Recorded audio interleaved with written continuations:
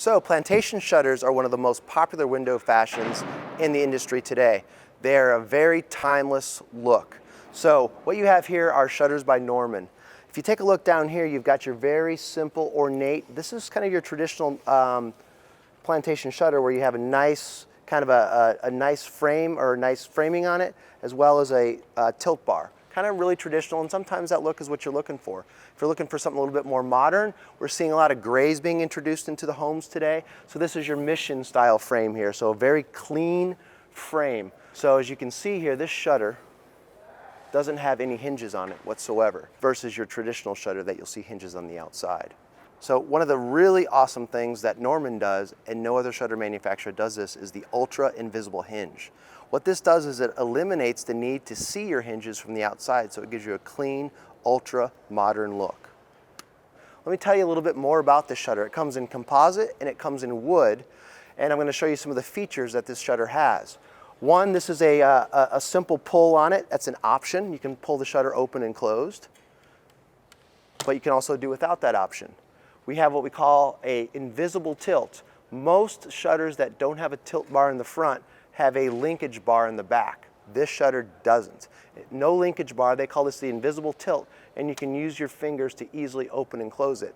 The other cool thing about this shutter is you can also upgrade to battery operated motorization and even solar motorization.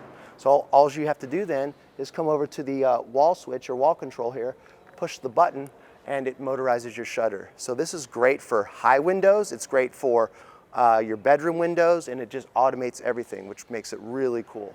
We're going to open the shutter here. I'm just going to, and on the inside here, you'll see that this is the battery pack for the shutter. So they've tried to make it as least intrusive as possible, and they've done a great job with this. What you're seeing here is the solar option, and there's also just a non-solar option, different price points, and it's got a rechargeable battery, which takes a micro USB, which I think is fantastic.